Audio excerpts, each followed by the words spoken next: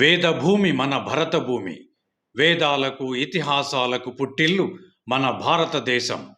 మన దేశ సంస్కృతి సాంప్రదాయాలు అజరామరం. ఎంతోమంది ఋషులు మహాపురుషులు నడయాడిన ఈ నేలపై మనం జన్మించడం పూర్వజన్మ సుకృతం. మరి మన జీవితాన్ని సార్థకం చేసుకోవాలంటే మనకు ఉన్న ఒకే ఒక్క మార్గం ఆధ్యాత్మికత, భక్తి మార్గం. ఈ మార్గంలో పయనించాలంటే గురువుల సూచనలు తప్పక వినాలి, పాటించాలి. నాటి తరానికి నేటి తరానికి వారధిగా నిలుస్తున్నారు సమన్వయ సరస్వతి, వాగ్దేవి వరపుత్ర, శివతత్వ సుధానిధి బ్రహ్మశ్రీ సామవేదం షణ్ముఖ శర్మ గారు. సామం అనగా మధురమైనది, వేదం అనగా జ్ఞానం. మధురమైన ఆధ్యాత్మికత భావాన్ని, జ్ఞానవంతమైన దేశభక్తిని ఎంతో మందికి అందించి నేటి యువతరానికి మార్గదర్శకులు అయ్యారు ఆయన.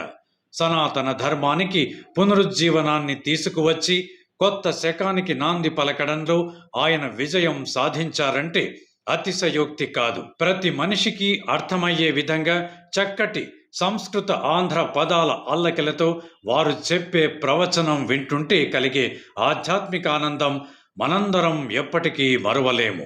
భక్తి, దేశభక్తి, ఈ రెండింటినీ అప్పటి తరానికి ఇప్పటి తరానికి వీరు తెలియచేసే విధానం మహాద్భుతం. భక్తితో ముక్తికి వీరు తమ తమ రచనలు, ప్రవచనముల ద్వారా మనందరినీ చైతన్యం చేస్తున్నారు.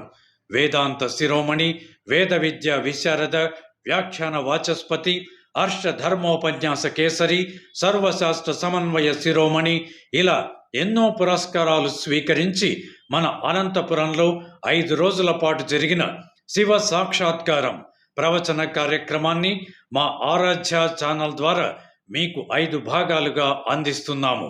ఈ ప్రవచనామృతాన్ని మీరందరూ భక్తిపూర్వకంగా స్వీకరిస్తారని, మా ప్రయత్నాన్ని ఆశీర్వదిస్తారని ఆశిస్తూ ఇట్లు మీ ఆరాధ్య ఛానల్.